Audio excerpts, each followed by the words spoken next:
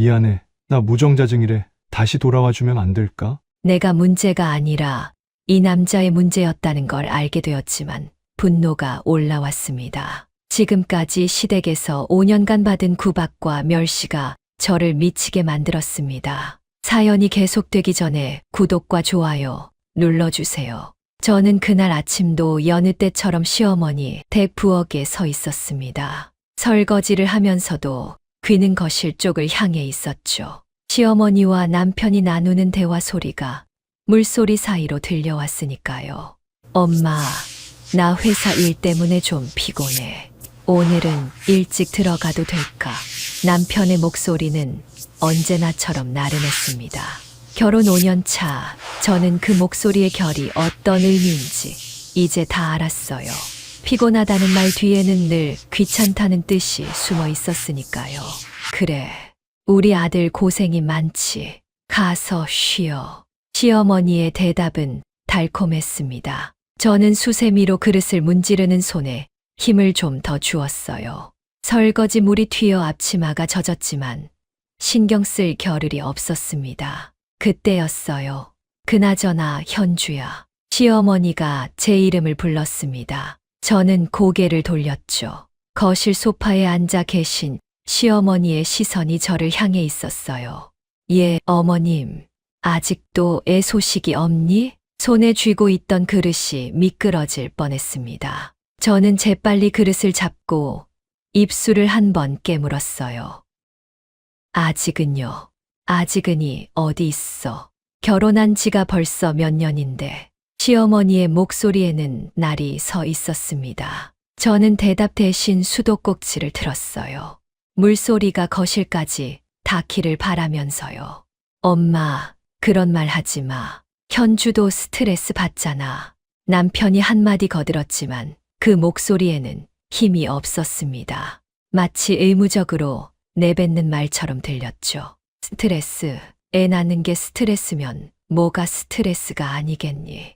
요즘 젊은 애들은 다 그래. 자기 몸만 생각하지 시집 생각은 안 해. 저는 그릇을 선반에 올려놓았습니다. 손이 떨렸지만 티 내지 않으려고 애썼어요. 병원은 갔어? 네, 다녀왔습니다. 그래서 별다른 이상은 없다고 했습니다. 그럼 왜 애가 안 생기는 거야? 시어머니의 목소리가 높아졌습니다. 저는 숨을 한 번 들이마셨어요. 대답을 해야 할지 말아야 할지 고민하면서요. 노력하고 있습니다. 노력을 5년째 하고 있다는 거야. 저는 아무 말도 하지 못했습니다. 남편은 옆에서 휴대폰만 들여다보고 있었어요. 시어머니의 말에 거들지도 막지도 않으면서요. 저는 그때 알았습니다. 이 집에서 저는 영원히 아이를 낳지 못하는 며느리로 남을 거라는 걸요. 그리고 그 책임은 오로지 제 몫이 될 거라는 것도요. 그날 밤 저는 남편에게 물었습니다. 당신도 병원 가봐야 하는 거 아니야? 남편은 고개도 돌리지 않았습니다. 내가 왜? 부부가 함께 검사받아야 정확하잖아. 나는 문제없어. 어떻게 알아? 그냥 알아. 그렇게 대화는 끝났습니다. 저는 이불을 덮고 눈을 감았어요. 하지만 잠은 오지 않았습니다. 어둠 속에서 천장을 바라보며 저는 생각했습니다. 이 결혼은 대체 누구를 위한 걸까? 그리고 그 생각은 몇 달 뒤 저를 완전히 다른 사람으로 만들어버렸습니다. 그날은 명절이었습니다. 시댁 식구들이 모두 모인 자리였죠. 시아버지, 시어머니, 시누이 부부, 그리고 저희 부부까지 넓은 거실에 둘러앉아 차례상을 준비하고 있었어요. 저는 부엌에서 나무를 묻히고 있었습니다. 시누이는 옆에서 과일을 깎고 있었고요. 시어머니는 거실에서 상차림을 지휘하고 계셨죠. 현주야, 나물 다 됐어. 네, 거의 다 됐습니다. 빨리 좀 하렴 시간이 없어. 저는 손을 더 빨리 움직였습니다. 하지만 시어머니의 목소리는 계속 날카로워졌어요. 아이고, 답답해. 내가 할게. 비켜봐. 시어머니가 부엌으로 들어오셨습니다. 그리고 제가 하던 일을 빼앗듯 가져가셨죠. 어머님, 제가 할게요. 됐어. 내가 하면 언제 다 하니? 가서 상이나 닦아. 저는 물러섰습니다. 시누이가 제 눈치를 살폈지만 아무 말도 하지 않았어요. 그저 과일 깎는 손만 조금 빨라졌을 뿐이었죠. 저는 거실로 나와 상을 닦기 시작했습니다. 남편은 소파에 앉아 시누이 남편과 얘기를 나누고 있었어요. 편한 자세로 다리를 꼬고 앉아서요. 형님, 요즘 회사 일은 어때요? 그냥 그렇지 뭐. 바쁘긴 한데 할만해. 부럽네요. 저는 요즘 야근이 너무 많아서요. 야근, 그래도 젊을 때 고생해야지. 나중에 편하려면. 남편이 웃으며 말했습니다. 저는 그 웃음소리를 들으며 상을 닦았어요. 손은 움직이는데 마음은 점점 무거워졌습니다. 부엌에서는 일하라고 재촉하면서 거실에서는 편하게 앉아 웃고 있는 남편의 모습이 눈에 들어왔으니까요. 그때 시어머니가 음식을 들고 나오셨어요. 자, 다들 자리에 앉아. 차례지. 우리는 모두 자리에 앉았습니다. 차례를 지내는 동안 저는 고개를 숙이고 있었어요. 하지만 귀는 열려 있었죠. 시어머니의 한숨 소리가, 남편의 작은 기침 소리가 모두 제 귀에 들어왔습니다.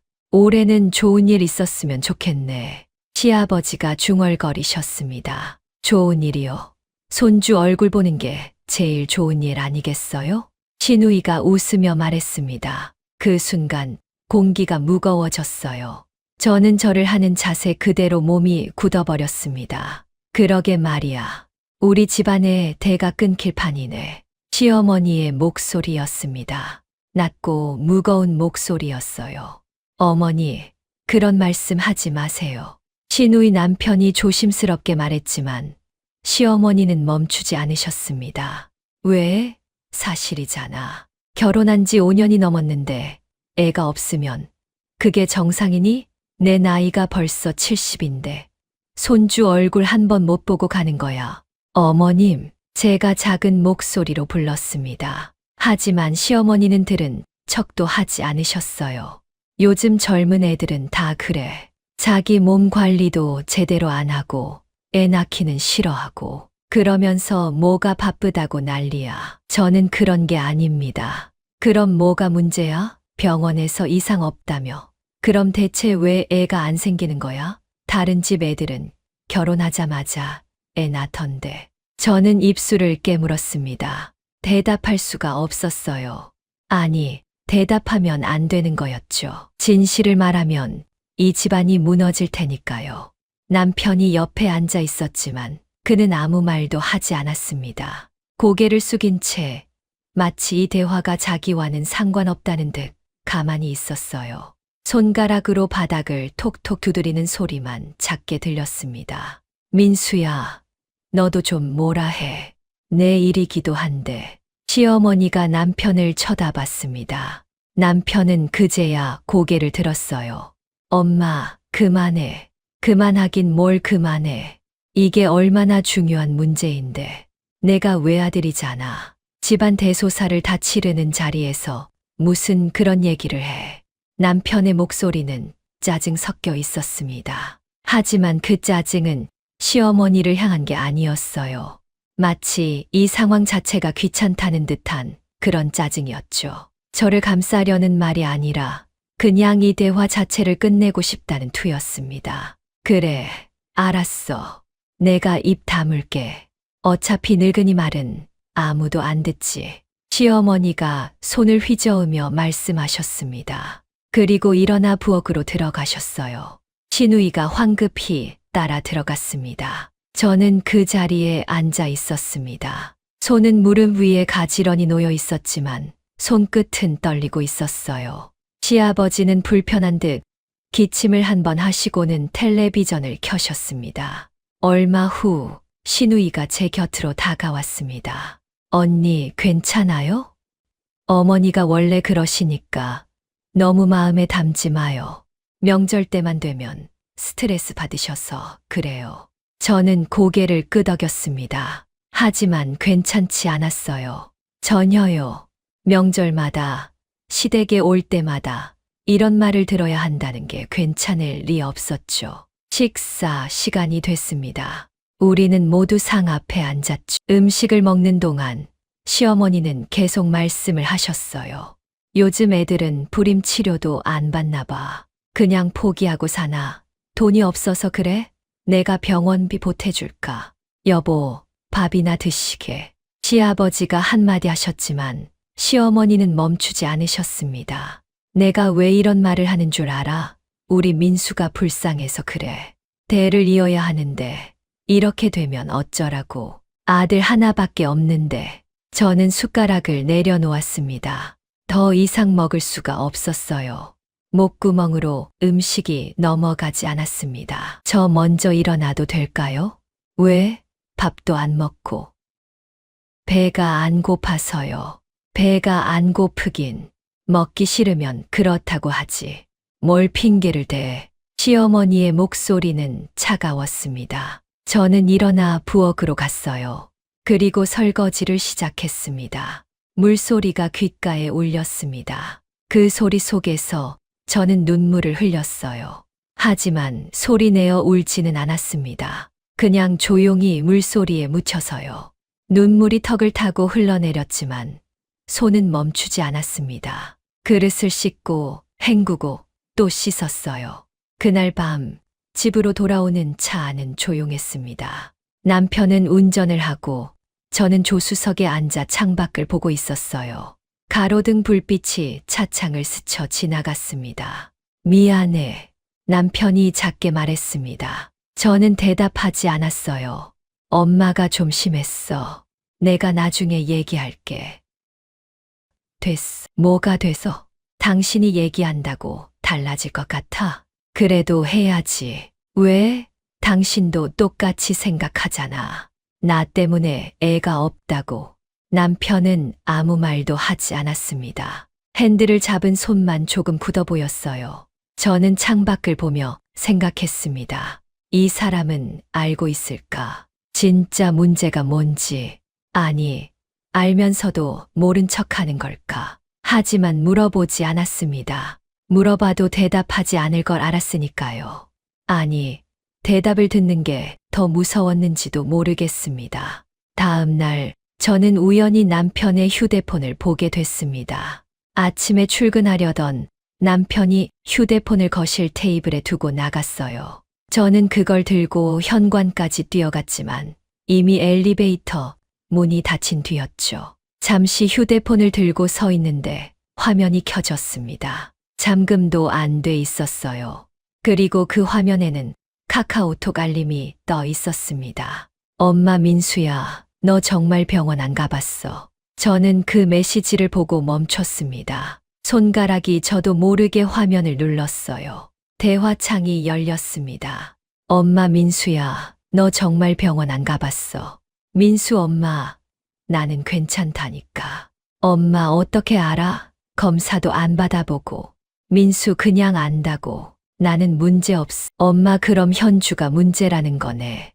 그치, 민수. 엄마 대답이 없는 거 보니까 그런 거네. 아이고, 우리 아들 고생이 많다. 저는 화면을 내려 스크롤했습니다. 더 위쪽 대화가 보였어요.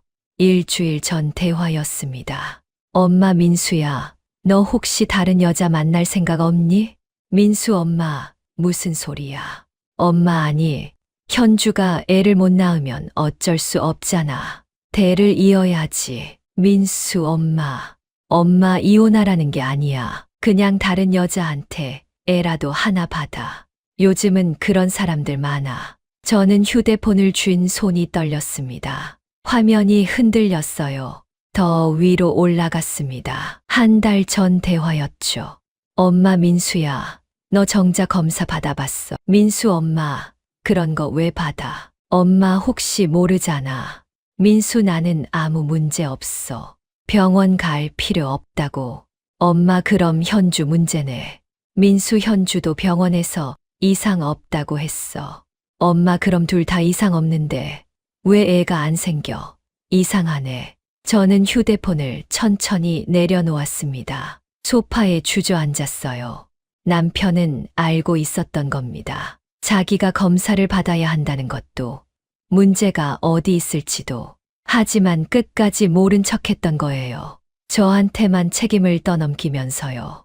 저는 그날 하루 종일 아무것도 하지 못했습니다. 설거지도, 청소도, 빨래도. 그냥 소파에 앉아서 멍하니 벽만 바라봤어요.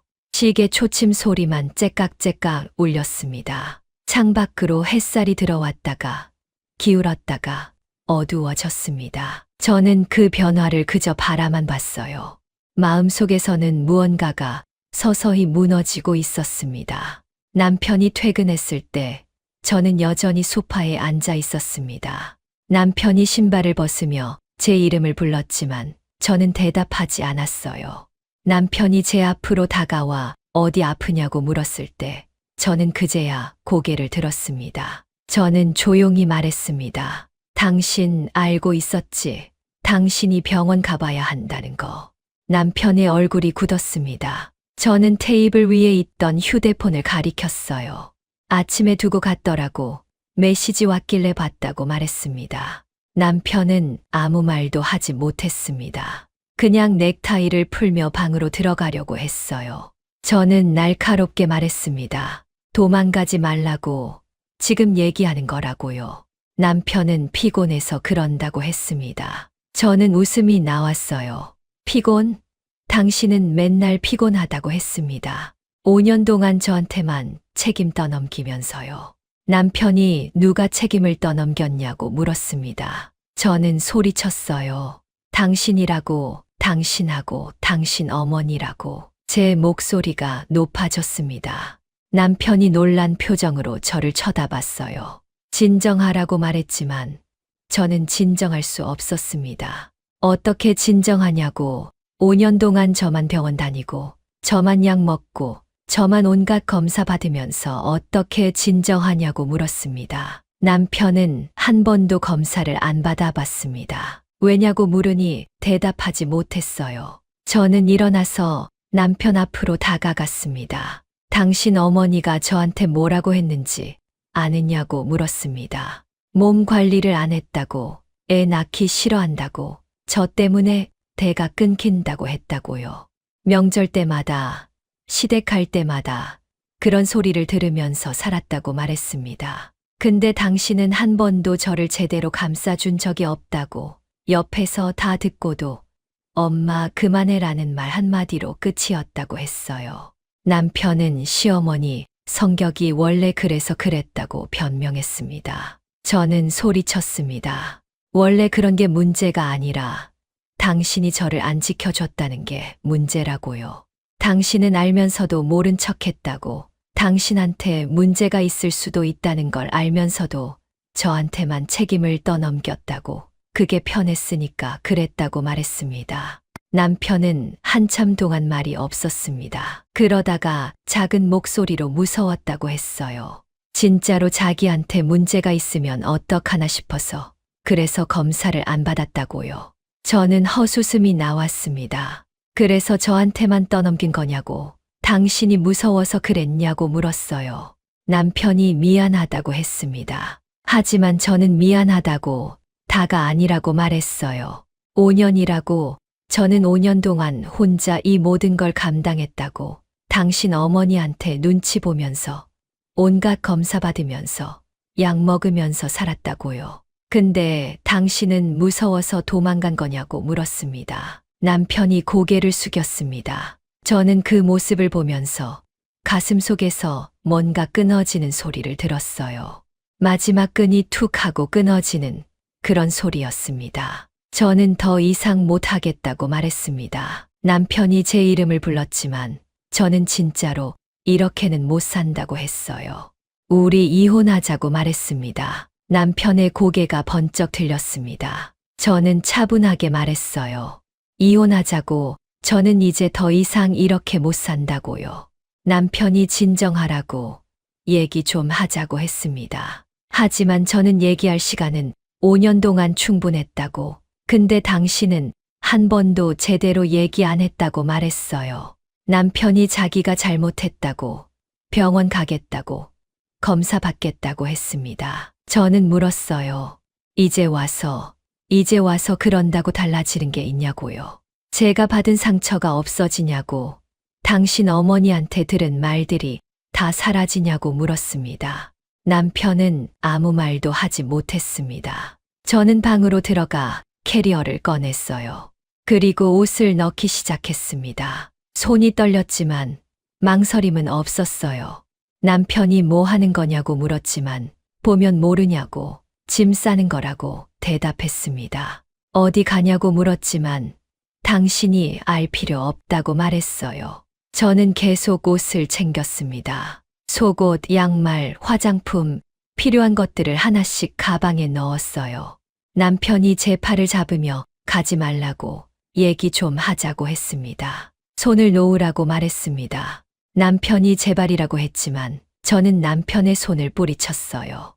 그리고 캐리어를 끌고 현관으로 나갔습니다. 남편이 제 이름을 불렀지만 저는 돌아보지 않았습니다. 현관문을 열고 밖으로 나갔어요. 복도에 나서자 차가운 공기가 얼굴을 스쳤습니다. 엘리베이터를 타고 내려가는 동안 눈물이 흘렀습니다. 하지만 후회는 없었어요. 오히려 속이 시원했습니다. 이제 끝이라고 저는 그렇게 생각했습니다. 1층에 내려서 밖으로 나갔을 때 밤 공기가 차가웠습니다. 하지만 그 차가움이 오히려 제 정신을 또렷하게 만들었어요. 저는 택시를 잡아 타고 친정으로 향했습니다. 차창 밖으로 도시의 불빛들이 지나갔어요. 그 불빛들을 보면서 저는 생각했습니다. 이제 새로운 시작이라고요. 저는 친정으로 갔습니다. 엄마가 문을 여셨을 때 제 캐리어를 보시고는 아무 말씀도 하지 않으셨어요.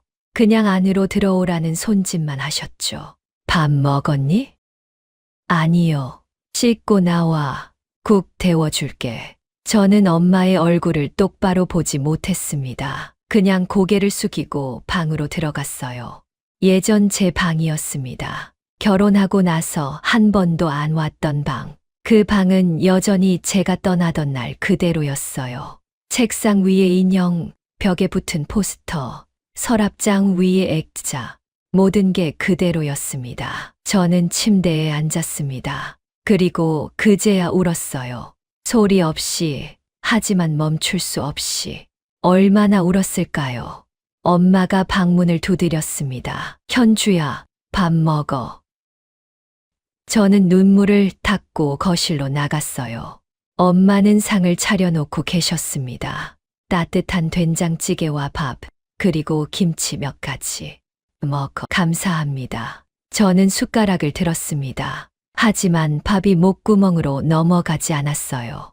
엄마는 제 맞은편에 앉아서 가만히 저를 보고 계셨습니다. 무슨 일인지 말 안 해도 돼. 천천히 생각하면서 있어. 내 방은 그대로 있으니까. 엄마, 괜찮아. 엄마가 다 알아. 엄마의 목소리는 따뜻했습니다. 저는 다시 눈물이 났어요. 그날 밤 남편한테서 전화가 왔습니다. 12통, 20통, 30통. 저는 받지 않았어요. 문자도 왔습니다. 현주야, 전화 좀 받아. 우리 얘기 좀 하자. 내가 잘못했어. 미안해. 제발 전화 좀 받아줘. 저는 휴대폰을 꺼버렸습니다. 다음 날 시어머니한테서 전화가 왔어요. 엄마가 받으셨습니다. 네, 저 현주 엄마입니다. 네, 우리 집에 있습니다. 아니요, 당분간 여기 있을 겁니다. 그건 애들이 알아서 할 일 아닙니까? 엄마의 목소리는 단호했습니다. 전화를 끊으신 엄마는 저를 보며 말씀하셨어요. 시어머니가 내일 온대. 같이 만나겠니? 아니요. 엄마가 혼자 만날게. 다음 날 시어머니가 오셨습니다. 저는 방에 있었어요. 하지만 목소리는 다 들렸습니다. 현주 엄마, 우리 며느리 좀 내보내주세요. 집에 가야죠. 남편도 있고 집안일도 해야 하는데 우리 현주가 가기 싫다는데 어떡합니까? 그래도 며느리 전에 사람입니다. 사람이 힘들면 쉬어야죠. 시어머니의 목소리가 높아졌습니다. 아니, 부부싸움이야. 누가 안 해요. 그렇다고 친정에 와서 이러는 게 어딨어요? 부부싸움이요? 엄마의 목소리가 차가워졌습니다. 우리 현주가 5년 동안 뭘 겪었는지 아십니까? 그야 아들이 병원 한 번 안 가봤다면서요? 검사도 안 받아보고 그러면서 우리 현주한테만 책임을 떠넘기셨죠. 몸 관리를 안 했다고, 애 낳기 싫어한다고. 시어머니는 아무 말도 하지 못했습니다. 사돈께서 손주 보고 싶으신 건 이해합니다. 하지만 그건 두 사람의 문제예요. 한 사람한테만 책임을 씌우는 게 아니라요. 하지만 우리 현주는 당분간 여기 있을 겁니다. 마음 추스를 때까지요. 그럼 민수는 어쩌고요? 밥은 누가 해주고, 빨래는 누가 하고? 그건 아들이 알아서 하시게 하세요. 30 넘은 사람이 밥 한 끼 못 챙겨 먹겠습니까? 아니, 그래도 더 이상 할 말씀 없으시면 돌아가세요. 우리 현주는 안 내보낼 겁니다. 엄마의 목소리는 단호했습니다. 시어머니가 한참 동안 아무 말도 하지 않다가 결국 현관문이 닫히는 소리가 들렸어요. 저는 방문을 조금 열고 밖을 내다봤습니다. 엄마는 소파에 앉아 계셨어요. 어깨가 약간 떨리고 있었습니다. 엄마, 저는 거실로 나갔습니다. 엄마는 고개를 돌려 저를 봤어요. 괜찮아. 엄마가 다 해결했어. 죄송해요. 뭐가 죄송해. 내가 뭘 잘못했는데. 엄마가 제 손을 잡았습니다. 그 손은 따뜻했어요. 현주야, 엄마가 미안해. 그동안 몰라줘서. 아니에요. 아니야. 엄마가 알았어야 했어. 내가 얼마나 힘들었는지. 엄마의 눈에 눈물이 고였습니다. 저는 엄마를 안았어요. 괜찮아요, 엄마. 이제 괜찮아요. 하지만 괜찮지 않았습니다. 마음 한구석이 계속 아팠으니까요. 일주일이 지났습니다. 남편한테서는 매일 전화가 왔지만 저는 받지 않았어요. 시어머니도 다시 한 번 찾아오셨지만 엄마가 돌려보내셨습니다. 저는 그 일주일 동안 많은 생각을 했습니다. 내가 정말 잘못한 걸까? 다시 돌아가면 달라질까? 아니면 이대로 끝내야 할까? 하지만 답은 나오지 않았어요. 그저 머릿속이 복잡할 뿐이었죠. 그러던 어느 날 엄마가 말씀하셨습니다. 현주야, 너 병원 가보자. 병원이요? 엄마가 아는 산부인과 선생님이 계셔. 한번 가보자. 저는 고개를 끄덕였습니다. 사실 더 이상 검사를 받고 싶지 않았지만 엄마의 말씀이니까요. 병원에 갔습니다. 의사 선생님은 친절하셨어요. 제 얘기를 차근차근 들어주셨고 그동안 받았던 검사 결과들을 다시 봐주셨습니다. 현주 씨, 검사 결과상으로는 아무 문제가 없네요. 그럼 남편분은 검사 받아보셨어요? 저는 고개를 저었습니다. 의사 선생님이 한숨을 쉬었어요. 부부가 함께 검사를 받아야 정확한 원인을 알 수 있는데 보통 이런 경우엔 남성 쪽 문제인 경우가 많습니다. 남편분께 꼭 검사 받으시라고 전해주세요. 그래야 다음 단계를 진행할 수 있으니까요. 저는 병원을 나오면서 생각했습니다. 이제 어떻게 하지? 하지만 여전히 답은 나오지 않았어요. 그저 발걸음만 무거울 뿐이었습니다. 집으로 돌아오는 길, 엄마가 제 손을 꼭 잡아주셨습니다. 현주야, 천천히 생각해. 엄마는 내 편이야. 고마워요, 엄마. 저는 엄마의 손을 꼭 잡았습니다. 그 손의 온기가 제 마음을 조금은 녹여주는 것 같았어요. 하지만 앞으로 어떻게 해야 할지 여전히 막막했습니다. 친정에 온 지 한 달이 지났습니다. 저는 그동안 아무것도 하지 않았어요. 그냥 방에 누워서 천장만 바라보거나 엄마가 해주시는 밥을 먹거나 그게 전부였습니다. 남편한테서는 여전히 전화가 왔지만 횟수는 점점 줄어들었어요. 하루에 10통씩 오던 전화가 5통, 3통, 그러다 하루에 1통으로 줄었습니다. 그러던 어느 날 엄마가 저를 데리고 동네 산책로로 나갔습니다. 가을 바람이 불었어요. 낙엽이 발밑에서 바스락거렸습니다. 엄마는 제 옆에서 천천히 걸으면서 조용히 물으셨습니다. 정말 그 사람하고 계속 살고 싶은지를요. 저는 대답하지 못했습니다. 5년을 함께 살았는데 그냥 끝내기엔 아까운 것 같기도 하고, 근데 다시 돌아가면 똑같을 것 같기도 했으니까요. 엄마는 그런 제게 말씀하셨어요. 돌아가더라도 조건을 걸어보라고, 제가 원하는 걸 요구해보라고요. 집으로 돌아와서 저는 오랜만에 휴대폰을 켰습니다. 문자가 수십 개 쌓여 있었어요. 대부분 남편이었습니다. 현주야, 미안해. 나 오늘 병원 갔어. 검사 봤어. 결과 나왔어. 나한테 문제가 있었어. 정말 미안해. 내가 너무 비겁했어. 저는 그 문자들을 천천히 읽었습니다. 남편이 결국 병원에 갔다는 거, 그리고 문제가 있었다는 거. 선천적으로 정자가 없는 거라고 했습니다. 역시 그랬구나. 저는 남편한테 전화를 걸었습니다. 신호음이 한번 울리자마자 남편이 받았어요. 목소리가 떨리고 있었습니다. 정말 잘못했다고, 무서워서 검사도 안 받고 저한테만 책임을 떠넘겼다고, 비겁했다고 말했습니다. 하지만 저는 차갑게 말했습니다. 이제 와서 미안하다고 하면 다냐고. 5년 동안 제가 혼자 짊어진 무게를 아냐고요. 남편은 한참 동안 말이 없었습니다. 그러다가 작은 목소리로 고백했어요. 자기도 엄마한테 인정받고 싶었다고.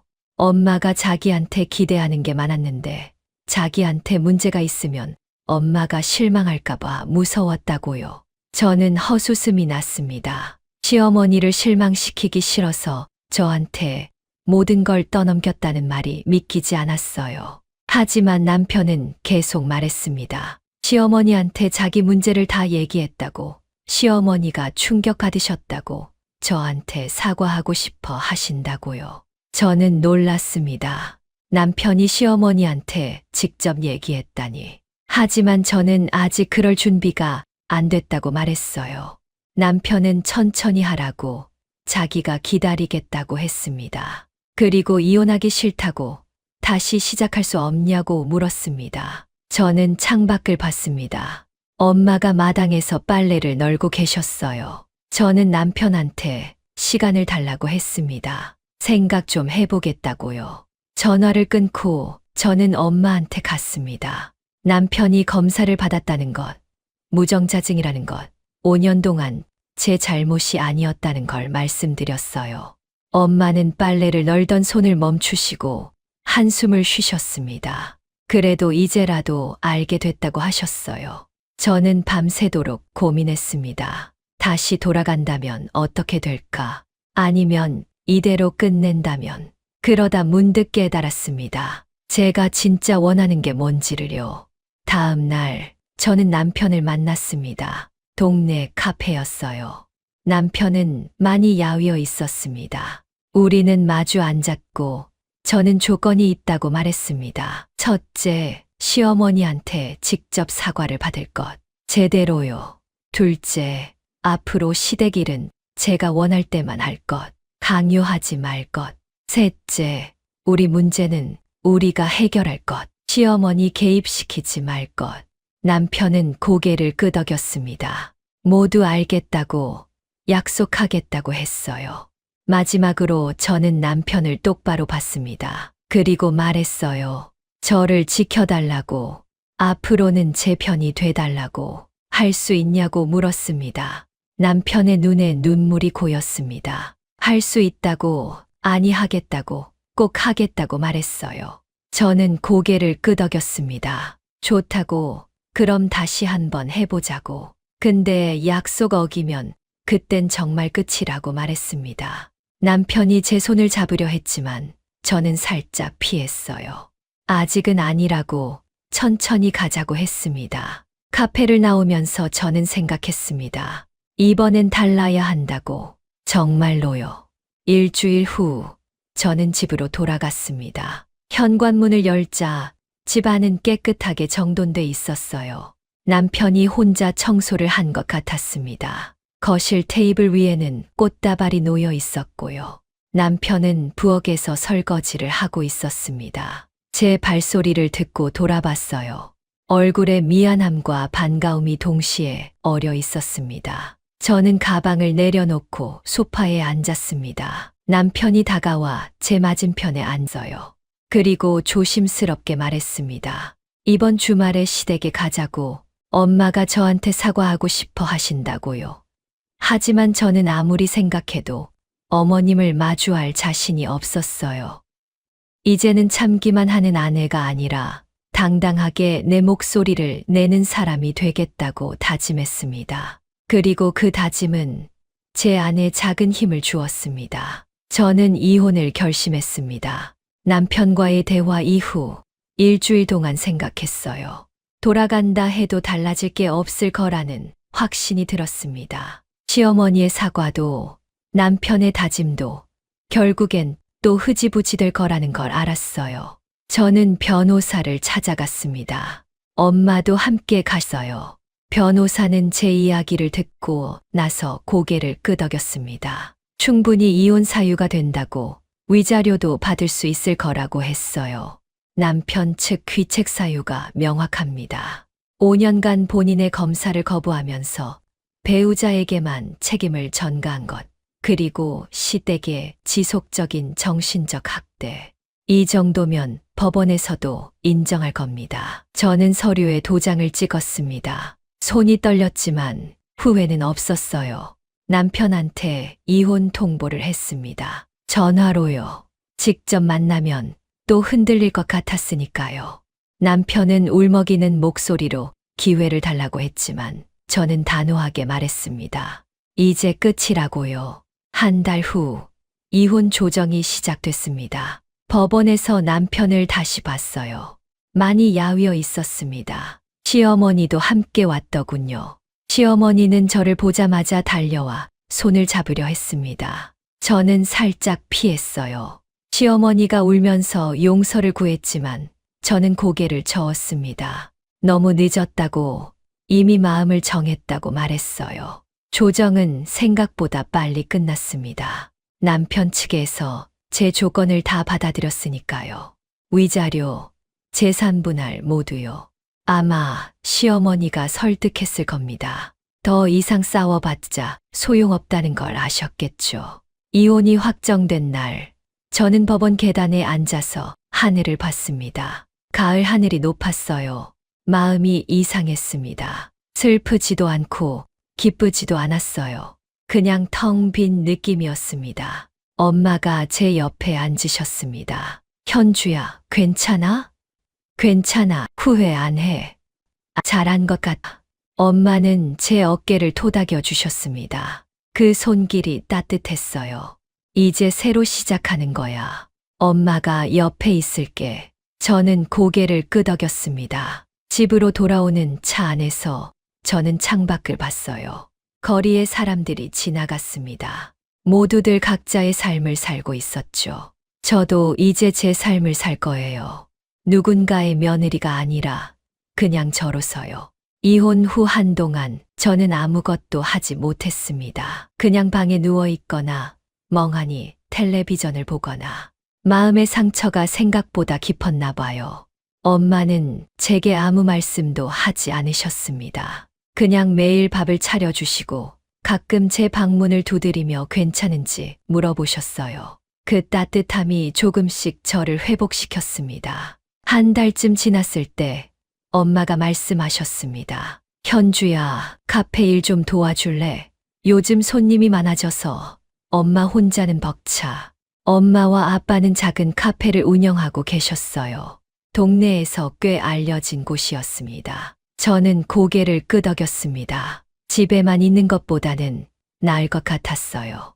다음 날부터 저는 카페에서 일을 시작했습니다. 처음에는 간단한 일만 했어요. 설거지하고 테이블 닦고 손님 주문 받고.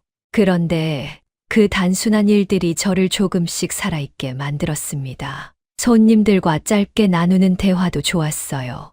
커피 맛있어요. 오늘도 좋은 하루 보내세요. 같은 간단한 말들이 제 마음을 조금씩 녹여줬습니다. 특히 단골 손님들은 제게 친절했어요.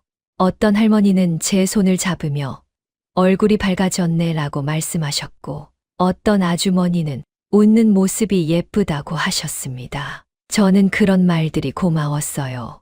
제가 살아있다는 걸, 사람들 사이에서 제 자리가 있다는 걸 느낄 수 있었으니까요. 일을 시작한 지 석 달쯤 됐을 때 저는 거울을 봤습니다. 얼굴이 달라져 있었어요. 예전처럼 수척하지 않았고 눈빛도 살아 있었습니다. 엄마가 제 뒤로 오셔서 말씀하셨어요. 현주야, 많이 좋아졌다. 그래요? 얼굴에서 빛이 나. 저는 미소 지었습니다. 정말로 조금씩 나아지고 있는 것 같았어요. 카페 일은 제게 치유였습니다. 매일 아침 일어나 씻고 옷을 입고 카페로 가는 그 일상이 저를 지탱해 줬어요. 커피를 내리는 향기, 손님들의 웃음소리, 엄마와 나누는 소소한 대화들이 제 마음을 채워줬습니다. 저녁이면 엄마와 함께 카페 문을 닫았어요. 정리를 하고 내일 준비를 하면서 엄마와 이런저런 얘기를 나눴습니다. 오늘 온 손님 이야기, 재미있었던 일, 그런 것들이요. 어느 날 저녁 정리를 다 하고 집으로 돌아가는 길에 엄마가 물으셨습니다. 현주야, 행복해? 저는 잠시 생각했습니다. 그리고 대답했어요. 행복해, 조금씩. 그럼 됐다. 천천히 가면 돼. 엄마의 말씀이 제 마음을 따뜻하게 했습니다. 저는 이제 과거를 조금씩 내려놓고 있었습니다. 5년간의 결혼 생활, 시댁에서 받은 상처들이 여전히 아프긴 했지만 그게 제 전부는 아니라는 걸 알게 됐어요. 저는 저였습니다. 누군가의 며느리가 아니라, 누군가의 아내가 아니라 그냥 이현주라는 사람으로요. 밤에 잠들기 전 저는 생각했습니다. 이제 새로운 시작이야. 천천히 내 속도로 가면 돼. 그 생각이 저를 편안하게 했습니다. 처음으로 미래가 두렵지 않았어요. 오히려 기대가 됐습니다. 내일은 또 어떤 하루가 될까? 어떤 손님들을 만날까? 엄마와 무슨 얘기를 나눌까? 그런 소소한 기대들이 제 삶을 다시 살아있게 만들었습니다. 카페 일을 시작한 지 1년이 지났습니다. 저는 이제 완전히 일상에 적응했어요. 아침마다 카페 문을 열고 커피를 내리고 손님들을 맞이하는 게 자연스러워졌습니다. 제 상처도 많이 아물었고요. 어느 화요일 오후였습니다. 손님이 별로 없는 한산한 시간이었어요. 저는 카운터에서 다음 날 재고를 정리하고 있었습니다. 그때 문이 열렸습니다. 안녕하세요. 저는 고개를 들었어요. 30 중반쯤 돼 보이는 남자였습니다. 키가 크고 안경을 쓰고 있었어요. 손에는 노트북 가방을 들고 있었습니다. 어서 오세요. 뭘 드릴까요? 아메리카노 한 잔이요. 그리고 저기 창가 자리 괜찮을까요? 네, 편하게 앉으세요. 남자는 창가 자리에 앉아서 노트북을 꺼냈습니다. 저는 커피를 내려서 가져다 드렸어요. 여기 있습니다. 감사합니다. 남자는 미소를 지었습니다. 그 미소가 참 따뜻해 보였어요. 그날 이후로 그 남자는 자주 카페에 왔습니다. 일주일에 서너 번쯤요. 늘 같은 자리에 앉아서 노트북으로 일을 했습니다. 가끔 전화 통화를 하는 걸 보니 재택근무를 하는 것 같았어요. 한 달쯤 지났을 때 그 남자가 카운터로 왔습니다. 저기, 여기 커피 정말 맛있어요. 감사합니다. 제가 이 동네 카페는 거의 다 다녀봤는데 여기가 제일 좋더라고요. 사장님이 직접 하세요. 아니요, 저희 어머니가 사장님이세요. 저는 도와드리는 거예요. 아, 그렇구나. 그래도 커피 내리는 건 주로 하시는 것 같던데. 네, 요즘은 제가 많이 해요. 남자는 다시 미소를 지었습니다. 그리고 자기 자리로 돌아갔어요. 며칠 후 엄마가 말씀하셨습니다. 현주야, 저 손님 너 보러 오는 것 같은데 무슨 소리예요? 엄마, 아니, 봐. 저 사람 맨날 내가 있을 때만 와. 내가 쉬는 날은 안 오더라. 저는 엄마 말씀을 대수롭지 않게 여겼습니다. 그냥 카페가 좋아서 오는 거겠지 생각했어요. 하지만 엄마 말씀이 맞았습니다. 그 남자는 제가 있는 날만 왔어요. 그리고 점점 말을 걸기 시작했습니다. 오늘은 손님이 많네요. 네, 주말이라 그래요. 힘드시겠어요. 괜찮아요. 익숙해요. 저기, 실례지만 성함이 어떻게 되세요? 저는 잠시 망설였습니다. 그리고 대답했어요. 현주예요. 저는 재훈이요. 강재훈.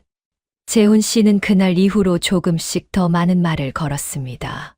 날씨 얘기, 동네 얘기, 커피 얘기. 부담스럽지 않은 가벼운 대화들이었어요. 저는 그 대화들이 나쁘지 않았습니다. 오히려 좋았어요. 재훈 씨는 예의 바르고 조심스러웠습니다. 제 선을 넘지 않으면서도 관심을 보여줬어요. 2달쯤 지났을 때 재훈 씨가 물었습니다. 현주 씨, 혹시 언제 쉬세요? 저요? 월요일이요. 카페 쉬는 날이거든요. 그렇구나. 재훈 씨는 뭔가 더 말하려다가 그냥 돌아갔습니다. 저는 그 모습을 보면서 조금 아쉬웠어요.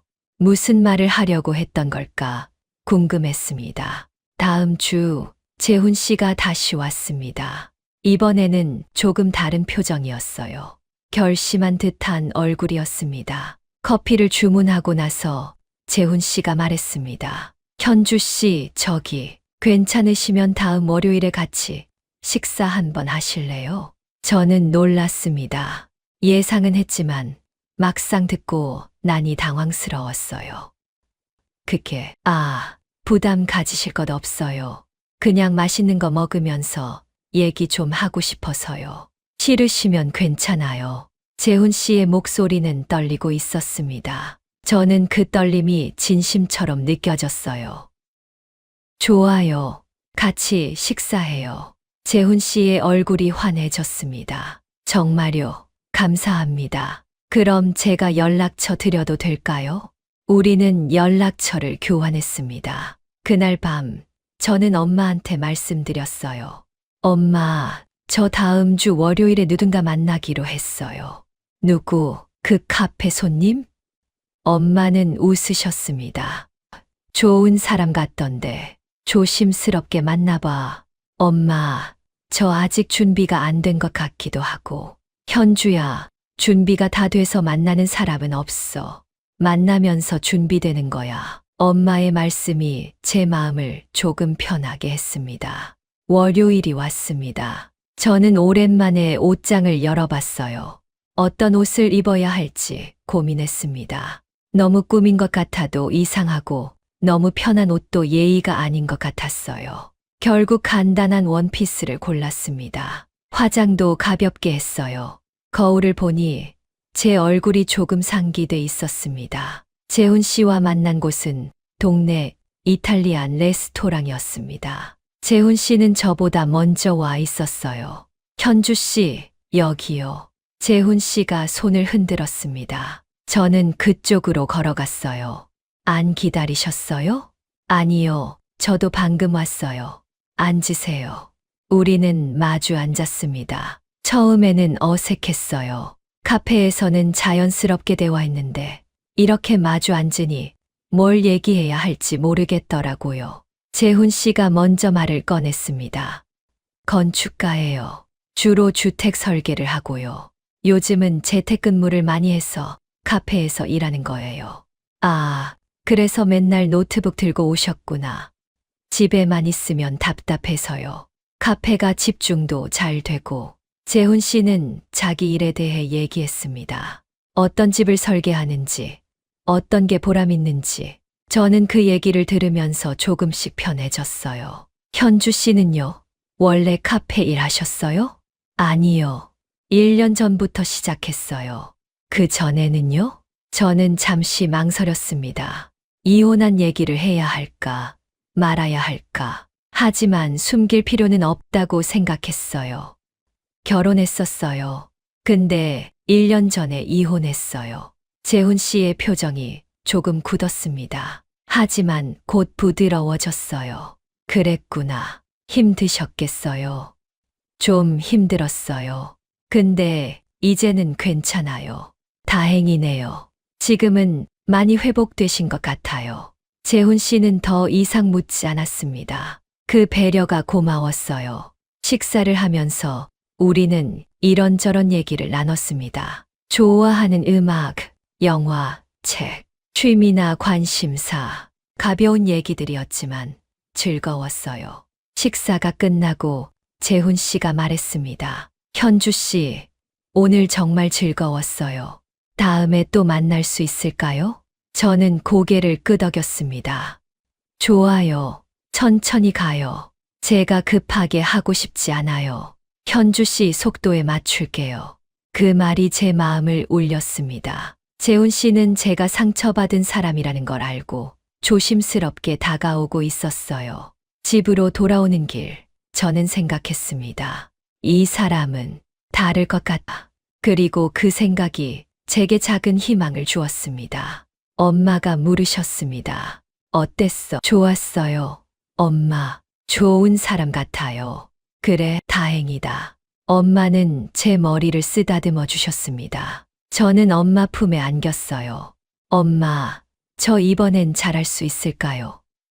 그럼, 우리 현주 충분히 잘할 수 있어. 천천히 가면 돼. 저는 고개를 끄덕였습니다. 그날 밤, 저는 오랜만에 편안하게 잠들었습니다. 꿈도 꾸지 않았어요. 그냥 깊고 평온한 잠이었습니다. 다음 날 아침, 눈을 떴을 때 기분이 좋았습니다. 뭔가 새로운 시작이 될 것 같은 예감이 들었어요. 재훈 씨한테서 문자가 와 있었습니다. 어제 정말 즐거웠어요. 좋은 하루 보내세요. 저는 미소를 지으며 답장을 보냈습니다. 저도 즐거웠어요. 좋은 하루 되세요. 그렇게 우리의 만남은 시작됐습니다. 천천히 조심스럽게, 하지만 따뜻하게요. 재훈 씨와의 만남은 생각보다 빠르게 깊어졌습니다. 우리는 일주일에 두세 번씩 만났어요. 영화를 보거나 산책을 하거나 맛있는 걸 먹으러 다녔습니다. 재훈 씨는 늘 제 속도에 맞춰줬어요. 제가 피곤해 보이면 일찍 헤어졌고, 제가 힘들어 보이면 그냥 옆에서 조용히 있어줬습니다. 6개월쯤 만났을 때 재훈 씨가 청혼했습니다. 한강공원 벤치에 앉아 해를 보던 순간이었어요. 재훈 씨는 작은 반지 상자를 꺼내며 평생 행복하게 해주겠다고 말했습니다. 저는 눈물이 났습니다. 하지만 이번엔 슬픈 눈물이 아니었어요. 기쁜 눈물이었습니다. 저는 고개를 끄덕였어요. 우리는 조용히 결혼했습니다. 가족들과 가까운 친구들만 초대한 작은 결혼식이었어요. 재훈 씨의 부모님은 저를 처음 보는 날부터 따뜻하게 대해 주셨습니다. 시어머니는 제 손을 꼭 잡으시며 딸처럼 아끼겠다고 말씀하셨어요. 그 말이 진심처럼 느껴졌습니다. 결혼 후 1년, 저는 임신 소식을 들었습니다. 재훈 씨는 울면서 기뻐했어요. 저를 안아주면서 계속 고맙다고, 사랑한다고 말했습니다. 시어머니도 달려오셔서 제 손을 잡아주셨어요. 정말로 시어머니는 저를 많이 도와주셨습니다.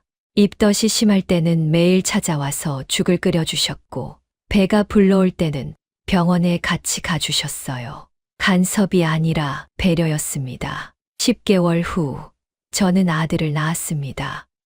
우리는 아이 이름을 준서라고 지었어요. 재훈 씨가 지은 이름으로 준수하고 길이 빛날 아이라는 뜻이었습니다. 준서는 건강하게 자랐습니다. 재훈 씨는 정말 좋은 아빠였어요. 밤에 아이가 울면 같이 일어나서 달래줬고 기저귀도 척척 갈았습니다. 육아는 엄마만 하는 게 아니라 같이 하는 거라고 말했어요. 저는 행복했습니다. 정말로요. 5년 전 그 지옥 같던 시간이 거짓말처럼 느껴질 만큼 지금은 행복했어요. 그렇게 5년이 흘렀습니다. 준서는 이제 5살이 됐어요. 유치원에 다니고 친구들도 많고 제잘제잘 말도 잘했습니다. 재훈 씨를 많이 닮아서 온화하고 다정한 성격이었어요. 어느 토요일 오후 저는 준서를 데리고 동네 공원에 갔습니다. 준서가 그네를 타고 싶다고 해서요. 아이는 그네를 타며 까르르 웃었습니다. 저는 준서의 그네를 밀어주면서 웃었어요. 이런 평범한 일상이 얼마나 소중한지 이제는 알았습니다. 그네를 타고 나서 준서가 목이 마르다고 했습니다. 저는 준서 손을 잡고 근처 편의점으로 향했어요. 그때였습니다. 익숙한 목소리가 저를 불렀습니다. 저는 고개를 돌렸어요. 전 시어머니였습니다. 그분은 저보다 훨씬 늙어 보였습니다. 5년 사이에 머리는 새하얗게 새었고 얼굴에는 주름이 깊게 패여 있었어요. 저는 작게 인사를 했습니다. 시어머니는 저를 보더니 그리고 제 옆에 준서를 봤어요. 준서는 제 다리에 바짝 붙어서 시어머니를 올려다봤습니다. 시어머니의 손이 떨리기 시작했습니다. 입술도 파르르 떨렸어요. 그분은 준서를 보면서 천천히 무릎을 꿇었습니다. 제 아들이냐고 물으셨고 저는 고개를 끄덕였어요. 시어머니는 재혼했구나. 그리고 아이를 낳았구나 하며 목소리를 떨었습니다. 눈에서 눈물이 흘러내렸어요. 정말 미안하다고 5년 동안 저한테 한 짓이 얼마나 큰 죄인지 이제야 알겠다고 하셨습니다. 저는 시어머니를 일으켰습니다. 이제 다 지난 일이라고 말했어요. 하지만 시어머니는 고개를 저으셨습니다. 지난 일이 아니라고, 자신은 죄를 지었다고, 제 인생을 망쳤다고 하셨어요. 시어머니는 손수건으로 눈물을 닦았습니다. 하지만 눈물은 계속 흘렀어요. 민수는 지금 폐인처럼 산다고 하셨습니다. 일도 제대로 못하고 집에만 틀어박혀서 술만 마신다고요. 저를 보낸 걸 후회하면서 산다고 하셨어요. 저는 아무 말도 하지 못했습니다. 가슴 한구석이 아팠어요. 하지만 동정심은 아니었습니다. 그냥 복잡한 감정이었습니다. 시어머니는 제가 행복해 보여서 다행이라고 말씀하셨습니다. 준서를 다시 한번 보시며 예쁘게 컸다고, 건강해 보인다고, 엄마 닮아서 착해 보인다고 하셨어요. 그리고는 이만 가겠다고 하셨습니다. 제 인생을 더 이상 방해하고 싶지 않다고, 그냥 미안하다는 말만 하고 싶었다고요. 시어머니는 돌아서서 걸어갔습니다. 그 뒷모습이 너무 작아 보였어요. 저는 그 모습을 가만히 바라봤습니다. 준서가 제 손을 잡아당기며 저 할머니가 왜 우냐고 물었습니다. 저는 슬픈 일이 있으셨나 보다고 대답했어요. 준서는 할머니가 불쌍하다고 괜찮아지실까 물었습니다. 저는 준서를 안아들었습니다. 그리고 작게 말했어요. 그러면 좋겠다고요. 집으로 돌아오는 길, 제 마음은 복잡했습니다. 시어머니를 보니 옛날 생각이 났어요. 5년 동안 받았던 상처들이요. 하지만 이상하게도 분노는 없었습니다. 그냥 안타까운 마음이었어요. 집에 도착하니 재훈 씨가 나와서 반겼습니다. 준서를 안아 올리고 저를 보더니 표정이 안 좋다고 물었어요. 저는 오늘 있었던 일을 얘기했습니다. 재훈 씨는 제 손을 잡으며 힘들었겠다고, 하지만 제가 잘 대처한 것 같다고 말했습니다. 저는 재훈 씨를 안았습니다. 그 품이 따뜻했어요. 저는 재훈 씨의 품에 안겨서 생각했습니다. 비 온 뒤에 땅이 굳는다고 했던가요? 저도 그랬습니다. 5년 동안의 폭풍 같은 시간을 지나고 나니 제 마음이 단단해진 것 같았어요. 예전에 저라면 시어머니를 보고 무너졌을지도 몰라요. 분노하거나 울거나 괴로워했을 겁니다. 하지만 지금의 저는 달랐어요. 평정심을 유지할 수 있었습니다. 왜냐하면 저는 이제 행복했으니까요. 저를 사랑해주는 남편, 건강한 아들, 저를 딸처럼 아껴주시는 시부모님, 제가 가진 것들이 너무 소중했습니다. 과거의 상처는 여전히 아물지 않은 부분도 있었어요. 하지만 그게 제 전부는 아니었습니다. 저는 그 상처를 딛고 일어섰고 새로운 삶을 만들었으니까요. 저녁 식사 시간, 우리 가족은 식탁에 둘러앉았습니다. 준서가 제잘제잘 유치원 이야기를 했어요. 재훈 씨는 웃으면서 듣고 저는 밥을 떠먹여 줬습니다. 평범한 저녁이었습니다. 하지만 이 평범함이 얼마나 특별한지 저는 알고 있었어요. 준서가 내일도 공원에 가고 싶다고 말했습니다. 저는 그래, 내일도 가자고, 아빠도 같이 가면 좋겠다고 했어요. 준서가 환하게 웃었습니다. 그 웃음을 보면서 저는 생각했습니다. 나는 잘했어. 그때 그 결정이 옳았어. 이혼을 결심했던 그날, 친정으로 돌아왔던 그날, 재훈 씨를 만났던 그날, 모든 선택이 저를 여기까지 데려왔습니다. 지금 이 행복한 순간까지요. 밤에 준서를 재우고 저는 베란다로 나갔습니다. 하늘에는 별이 반짝이고 있었어요. 재훈 씨가 뒤에서 제 어깨를 감싸 안았습니다. 우리는 말없이 함께 별을 봤습니다. 고요한 밤이었어요. 그날 밤, 잠들기 전에 저는 생각했습니다. 가족이라도 사람 대접은 서로 해줘야 한다고요. 그게 며느리든 아내든 누구든요. 존중받아야 할 한 사람의 인간이라는 걸 잊으면 안 된다고요. 저는 그 5년 동안 그걸 배웠습니다. 그리고 이제는 그걸 지키며 살고 있었어요. 눈을 감으니 평온함이 찾아왔습니다. 더 이상 두렵지 않았어요. 내일도 모레도 저는 행복할 거라는 확신이 들었습니다. 마음속으로 작게 중얼거렸습니다. 고마워. 그때의 나. 용기 내줘서. 그리고 깊은 잠에 빠져들었습니다. 새로운 내일을 기다리면서요.